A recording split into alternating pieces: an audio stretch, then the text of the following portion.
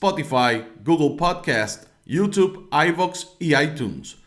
Agradecemos a nuestros auspiciadores: Cooperativa Seno Gandía, solidez y futuro.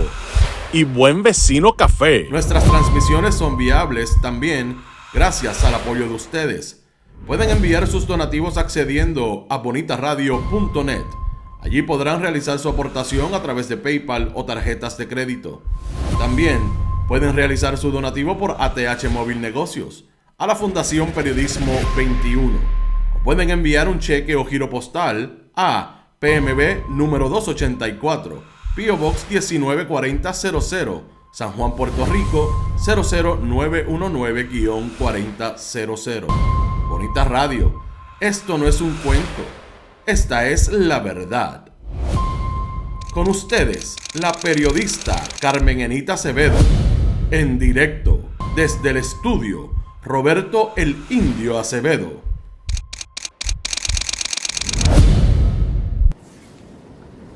El refranero popular puede traerse casi ad verbatim cuando se recorre la costa de Rincón.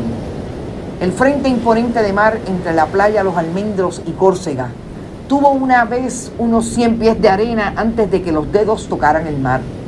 Se podía correr, se podía jugar paletas o voleibol, después al consabido chapuzón. Los condominios edificados en la época de los 90 proveían esa posibilidad a quien compró un apartamento o a quienes iban a disfrutar de una semana tras alquilarlo bajo un régimen de tú a tú, mucho antes del famoso Airbnb. Es esa construcción desmedida la que incidió, según los expertos, en el derrumbe o deterioro de la costa, que se rompiera la magia de mar, sol y playa. Tras el huracán María en el 2017, el cemento se sembró en la mar y la energía se recomponía en una sola frase: lo que de la mar es, a la mar vuelve.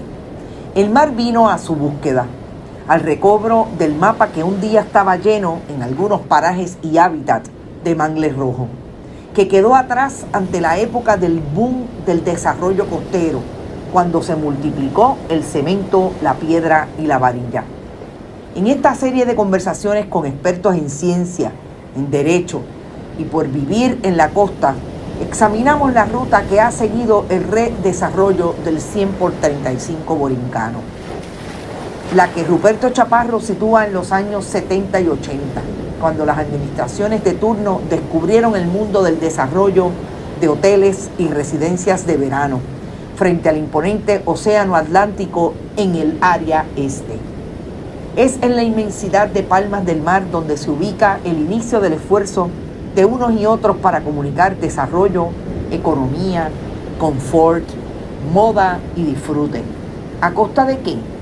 Literalmente a costa de la costa de muchos.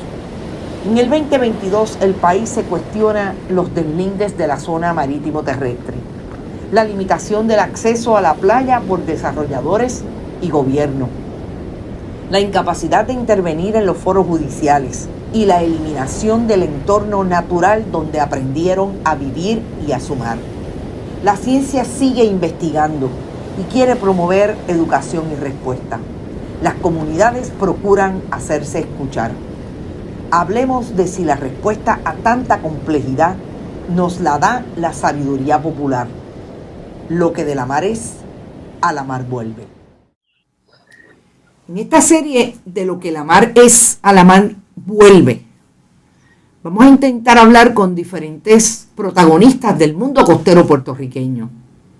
El 100x35 o el archipiélago de Puerto Rico ha tenido y tiene hoy excelentes científicos que han manejado todo esto que hoy se dirime a través de la opinión pública en lo que puede ser, y nosotros acá en Bonita Radio llamamos, como el redesarrollo de nuestras costas.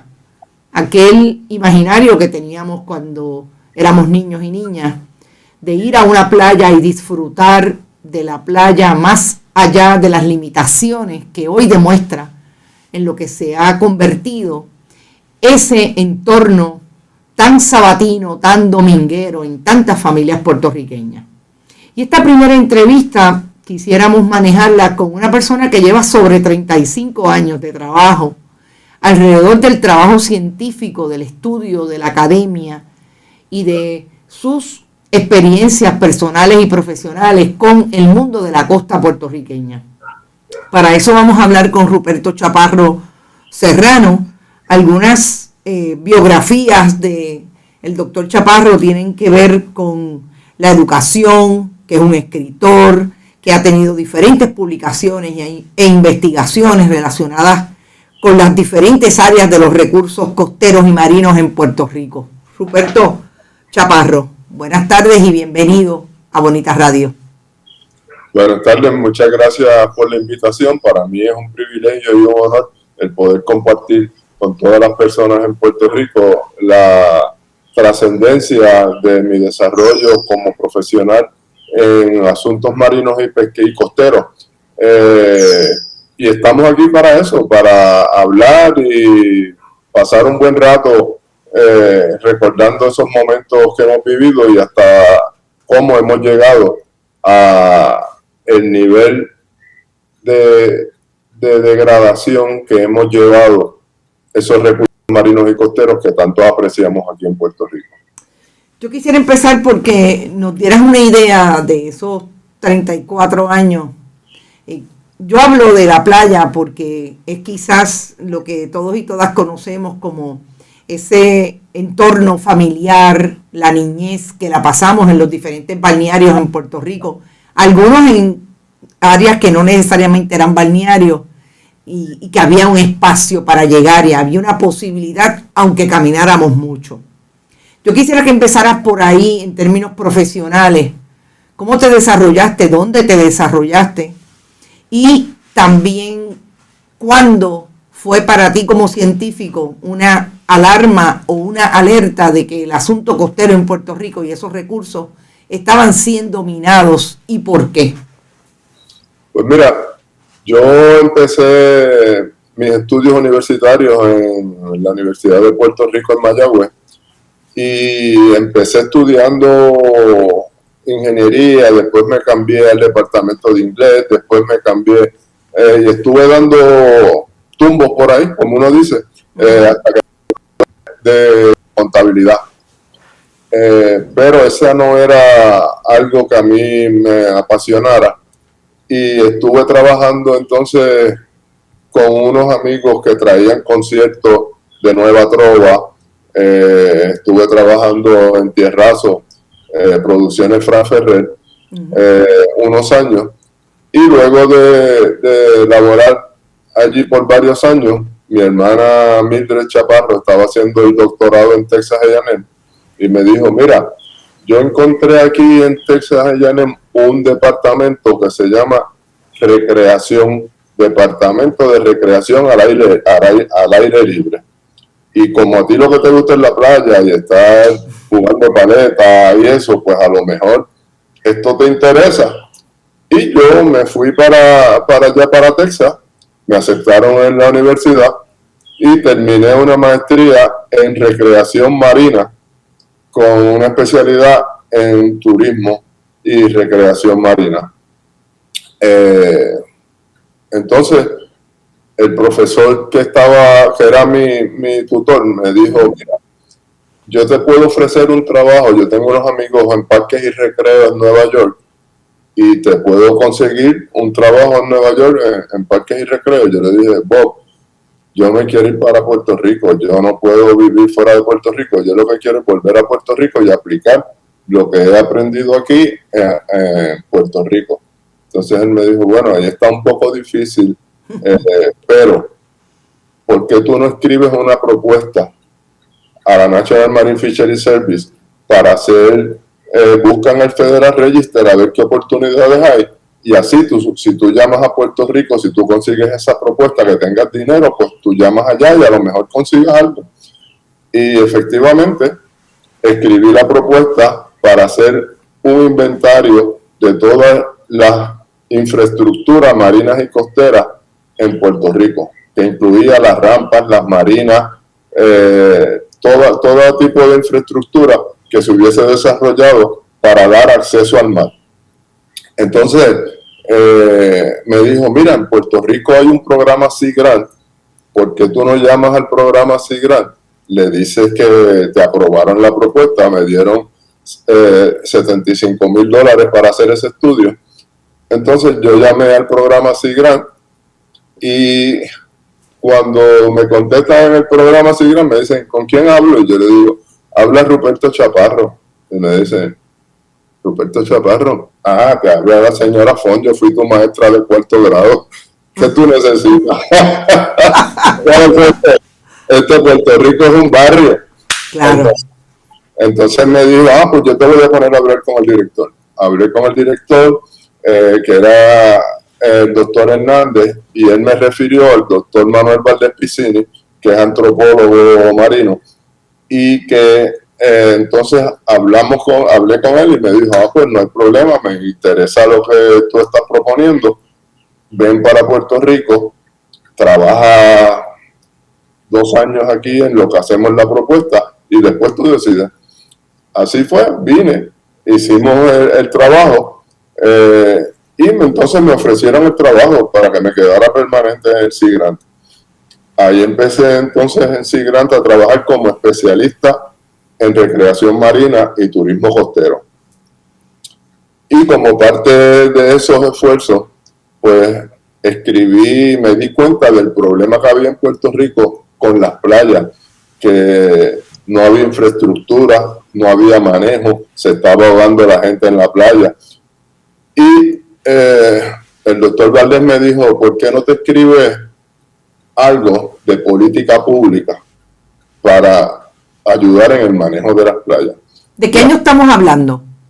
Estamos hablando del 86. Yo empecé en el 86. Uh-huh. Y ya eso fue como para el 88, 89, fue que empecé a escribir esa publicación que se llama La desinversión y desinterés, uh-huh. La situación en el manejo de playas en Puerto Rico. Y ahí pues yo explicaba que tenemos unos recursos valiosos, unos recursos que cualquier país quisiera tener, la cantidad de playas que tiene Puerto Rico, de arena blanca, de aguas cristalinas, accesibles, que están cerca todas. Aquí en un día tú puedes ir y esquiar, puedes ir y surfear, por la noche puedes ir a la bahía bioluminiscente, puedes hacer un montón de actividades recreativas marinas uh-huh. en poco tiempo.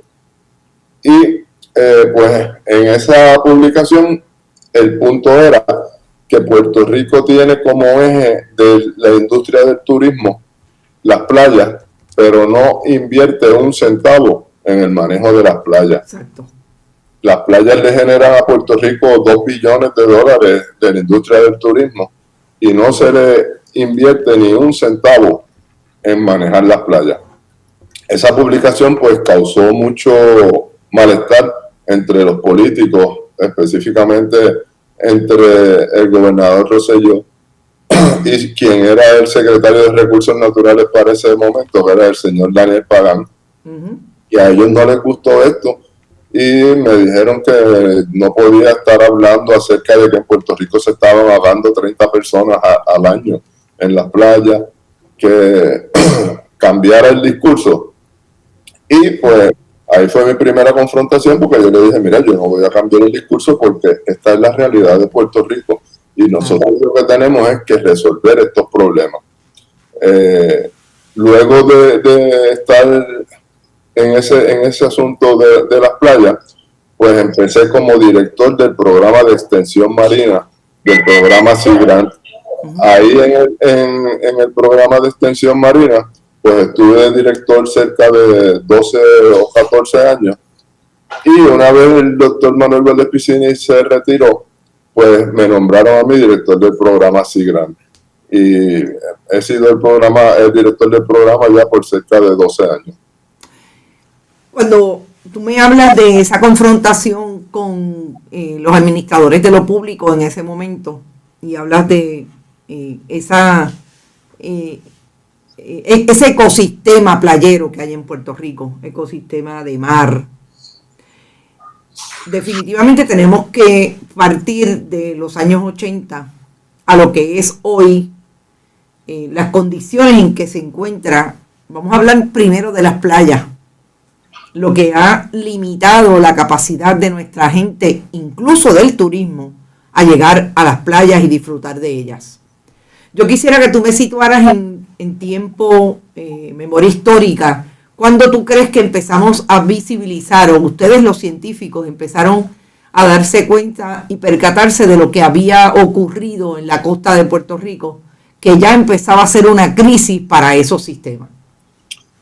Mira, yo creo que aquí cuando se empezó con los megaproyectos de megahoteles, cuando se empezó con Palmas del Mar, con Río Mar en Río Grande, con Dorado, pues esto lo que hacía era que coartaba el acceso a las playas, y esto iba en contra de todas las leyes y reglamentos del Departamento de Recursos Naturales de Puerto Rico, porque aquí hay una ley que te dice que cada 200 metros tienes que dejar un acceso peatonal a la playa y cada 400 metros tienes que dejar un acceso vehicular. Y eso no se cumple.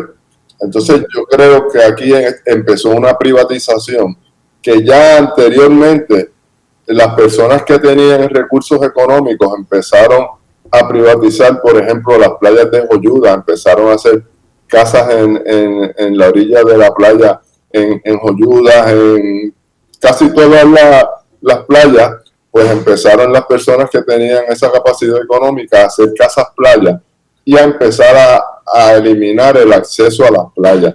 Después vinieron los condominios, que también empezaron a privatizar las playas, y el problema mayor que tenemos con este tipo de desarrollo que se dio en Puerto Rico es que se desarrolló en los bienes de dominio público marítimo terrestre, que no es otra cosa que ese pedazo de playa que dice la ley que le pertenece a todos los puertorriqueños y que no se puede vender, no se puede alquilar y no se puede enajenar. O sea, que ahí empezó prácticamente ese desarrollo desmedido, que lo que traía era la privatización de las playas para beneficio de unas personas que tenían recursos económicos. Llegamos al momento culminante y, por ejemplo, yo sé que Mayagüez y el proyecto Sea Grant, en conjunto con diferentes otras fuentes de investigación y ciencia, siempre han hablado de este asunto de los recursos costeros y dónde están y cómo el desarrollo desmedido ha colocado esos recursos en precario para la ciudadanía. Ese en un momento en que el país también se enfrentaba a los cambios climatológicos que provoca esa mala utilización de los recursos naturales, adicional al desarrollo desmedido de la costa, y que también influyen los desarrollos desmedidos y los malos usos en otras partes del mundo. Puerto Rico está ubicado en lo que yo llamo siempre el ojo del huracán. O sea, la vista del huracán siempre pasa por Puerto Rico y estamos geográficamente en el trópico por donde ocurre, más lejos o más temprano, más tarde o más temprano. Después del 2017, ahí están las imágenes de lo que pasó. Después que veníamos de huracanes como el huracán Hugo en el 1986, el huracán George en el 98 y otros desastres que dejaron huracanes, tormentas, etc. Pero el 2017 definitivamente destruyó el país en todas sus dimensiones y sobre todo la costa. ¿Cómo ustedes hacen análisis de lo que ocurrió en el 2017, huracán María, que venían ya llamando la atención de lo que estaba ocurriendo, con ese desarrollo, como tú le llamas, de casas de playa, de complejos hoteleros que utilizaron y lograron cerrar el paso a las playas? ¿Ustedes creen, amén de lo que obviamente la ciencia establece que es por qué ocurre un huracán de categoría 5 en Puerto Rico en el 2017, que todo lo que pasó los pasados 30 años, antes 40 años del 2017, culminó en la destrucción de nuestra costa precisamente por el trabajo mal hecho, el trabajo mal habido con relación a ese redesarrollo de la costa. Definitivamente, lo peor que uno siente es el tener que decir, te lo dije. Uh-huh. Nosotros en el programa SeaGrant participamos en la mayoría de las vistas públicas que se dieron por la Junta de Planificación y la Junta de Calidad Ambiental para desarrollar condominios, para desarrollar hoteles. Y nosotros tenemos en nuestro componente de extensión marina unos especialistas que hay en diferentes áreas del ambiente marino. Para las vistas públicas nos acompañaba el oceanógrafo físico Aurelio Mercado, que es de las personas que más conocen Puerto Rico acerca de lo que son los deslindes, de lo que es la zona marítimo terrestre, de lo que es el oleaje y la marejada ciclónica. Y fuimos a las vistas públicas y le decíamos a los desarrolladores y a la Junta de Planificación y a la Junta de Calidad Ambiental, esos deslindes que están haciendo, los están haciendo mal porque están usando como base la marea. En Puerto Rico lo que tenemos son micromareas y los deslindes los deben hacer con las olas más grandes en una tormenta. Esta definición todavía Puerto Rico utiliza la Ley de Costas Española de 1868. Uh-huh. Entonces, lo que sucede allá es que en España tienen el mar Mediterráneo en el sur y el mar Cantábrico en el norte. Y ellos pues dicen que se puede utilizar para hacer los deslindes o la marea, que es como si el deslinde se va a hacer en el Mediterráneo, que es similar a Puerto Rico, que tiene micromareas. Uh-huh. Aquí en Puerto Rico tú sabes que tú vas por la mañana a la playa y cuando vas por la noche a lo mejor está un pie o 2 pies más arriba, pero en el mar Cantábrico, cuando tú vas y ves la marea, tú dices, oye, aquí se le quemó al que hizo ese muelle, porque mira el muelle allá arriba y el mar está allá, y cuando vas por la noche el mar está al ladito del muelle.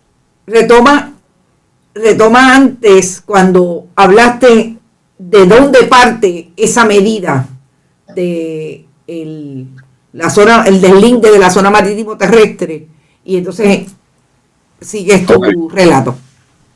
Sí, en España, al tener 2 mares, está el mar Mediterráneo en el sur y el mar Cantábrico en el norte, pues las mareas son diferentes. En el Mediterráneo son micromareas y en el Cantábrico tiene unas mareas que son una diferencia mucho más grande, que puede subir 5 o 10 pies la marea hacia arriba.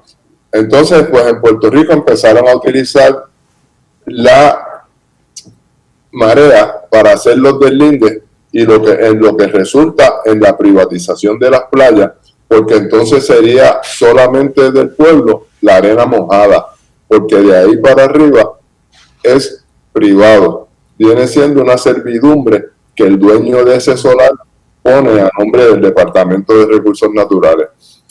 Y eso pues lo que ocasionó fue que aquí se privatizaron prácticamente todas las playas, y es el problema que hubo aquí en Soriplaya, donde se trató, luego que el huracán María destruyó la verja, la piscina y todo lo que ellos tenían.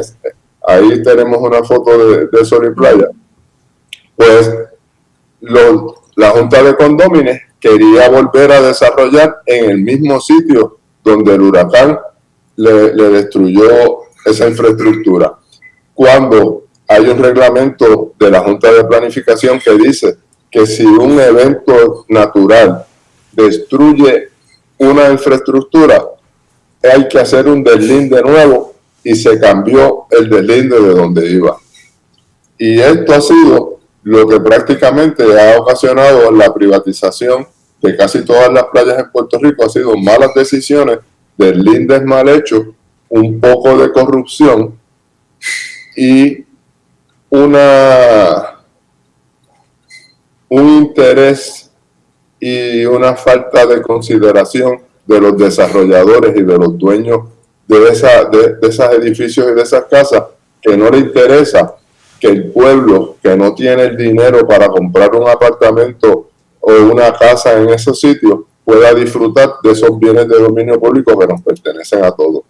Yo creo que la defensa que estamos haciendo es para las futuras generaciones.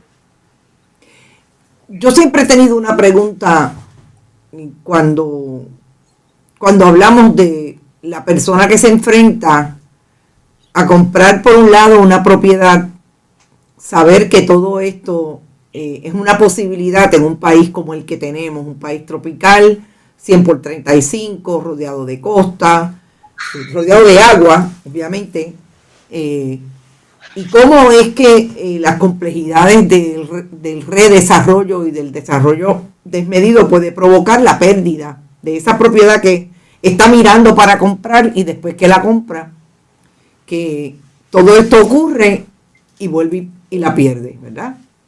Para mí es una pérdida dos veces. Pierdes el espacio de bien de dominio público y después pierdes la propiedad por la cual invertiste a saber cuánto dinero. Mi pregunta siempre ha sido, cuando ustedes están de frente a estos desarrolladores y en estas vistas públicas donde se está discutiendo de qué manera van a hacer un deslinde para construir ahí, y ustedes advierten de la posibilidad de que eso se pierda precisamente por los cambios y la manera en que se impacta no solamente ese espacio, sino por la realidad de que estás tomando una medida que no necesariamente es la correcta para ese desarrollo. ¿Cuál es la experiencia que tú has tenido con relación a esa respuesta? ¿Qué dicen los desarrolladores? Pues mira, lo menos que nos han dicho es que nosotros somos unos comunistas, que somos parte de los pelús que aquí protestan por todo. Uh-huh. Y ellos no entienden que se ha tomado un sistema, un modelo de desarrollo que no es el correcto. Yo creo que si se hicieran las cosas bien como se tienen que hacer, si se dejara la distancia requerida, no tendríamos ese impacto. Por ejemplo, tú vas al condado, a Isla Verde, y los desarrollos se hicieron en el lado equivocado de la carretera. Si se hubiesen hecho al otro lado de la carretera, todo el mundo que tiene propiedad allí tendría una propiedad al frente de la playa. No tendríamos los problemas que tienen esos condominios y esas urbanizaciones de salitre que se les están cayendo, que el mar les está dando ya en las verjas, y tendríamos un malecón donde se podría pasear. Ahora mismo tú viajas desde el aeropuerto a San Juan y no ves la playa nada más que en unos pasillitos y en unas calles. Exacto. Y yo creo que es que se ha tomado un modelo de desarrollo equivocado, que si tú los dejas, quieren meter la propiedad dentro del agua. Y esto, pues, ¿cómo tú vas a promover el turismo si tú no tienes acceso a la playa? Uh-huh. Es un egoísmo que se tiene de yo quiero ser el que está en la playa y que la otra gente no venga a la playa, y que no tenga dinero no pueda disfrutar de estos recursos. Y yo creo que la culpa es del gobierno, porque aquí hay una política pública que está correcta. Aquí la política pública te dice que tú tienes que hacer los deslindes, que tú tienes que dejar un acceso, que tú tienes que retirarte de la playa, y no se cumple con nada porque no se implementan las leyes, o se implementan a favor del equipo equivocado por corrupción. Yo diría que más veces por corrupción que por ignorancia. Yo creo que llegamos al punto de que yo querer saber cuál es tu opinión precisamente. Tú le llamas corrupción, y en muchos casos hemos visto que ha habido corrupción. Sí. En este momento quizás estamos en el momento más difícil de ese aquilatar si el gobierno de Puerto Rico le interesa hacer cumplir las leyes, que como tú bien dices, tenemos una política pública establecida que no dice otra cosa que no sea lo que los científicos han establecido como importante para que ese desarrollo no sea tan desmedido como ha sido hasta el momento. Pero parecería que no les importa y no hay una agencia, por ejemplo, como el Departamento de Recursos Naturales, que se supone que vele porque esto no ocurra, y hacen todo lo contrario y miran para el lado. Pero lo que el país está mirando, y yo quisiera tu opinión, es una comunidad alrededor de estos sectores, comunidades que viven en los sectores costeros, pero también aquellos que no viven en los sectores costeros, pero están preocupados y preocupadas, porque en efecto se limita la capacidad del país y del pueblo de disfrutar de sus playas. La experiencia de ustedes con las agencias públicas sigue siendo que de un tiempo a esta parte nadie parecería que quiere hacer cumplir las leyes ambientales. No, mira, yo te voy a decir una cosa. Las agencias gubernamentales tienen unos empleados de carrera que tienen un compromiso con los recursos y con el pueblo de Puerto Rico serio. Lo que sucede es que se nombran unos directivos, unos directores, presidentes y secretarios que, como se dice, le vendieron el alma al diablo. Y lo que vinieron es hacer dinero, aprobar permisos, y los que están deteniendo ese desarrollo desmedido son las organizaciones no gubernamentales, las comunidades costeras, los jóvenes de Puerto Rico, y te voy a decir quién es de los que está luchando más en Puerto Rico, son las mujeres. Si te fijas en el movimiento que tuvimos aquí en Sol y Playa, ahí tú veías a esas mujeres cómo se le paraban de frente a la policía y le decían: yo no me voy a mover de aquí, y estas playas son del pueblo. Y en realidad es donde tú dices, hay que admirar el valor de la mujer puertorriqueña que puede sacar ese valor para defender esos recursos y ese patrimonio y esos bienes de dominio público del pueblo de Puerto Rico. Es algo que tú dices, pues tenemos fe todavía que podemos seguir protegiendo esos recursos para las generaciones futuras y para todo el pueblo de Puerto Rico. Y eso es finalmente lo que, para efectos de también el imaginario de esta serie, yo lo ubico en una línea que es muy vieja en nuestro refranero popular, que tiene que ver con lo que de la mar es, a la mar vuelve. Yo sé que a la ciencia cuestionarle lo que son imaginarios populares suele ser conflictivo, pero ¿tú realmente crees que esta quizás justicia que estamos viendo en términos climatológicos, de que en efecto lo que le han quitado al espacio natural, parecería que el espacio natural lo quiere recuperar? ¿Hay algo de eso científicamente hablando? Podemos decir que esos espacios que le quitan a lo que naturalmente se desarrolla, como es un cuerpo de agua tan inmenso como los mares que nosotros tenemos y el mar que nosotros tenemos, y miramos alrededor de los espacios que todavía se nos permite mirar, realmente regresa a ser del mar, o le busca ese mar el espacio que le han quitado en términos de ese redesarrollo? Sí, mira, yo te voy a decir una cosa. La gente de pueblo, los jíbaros, son sabios.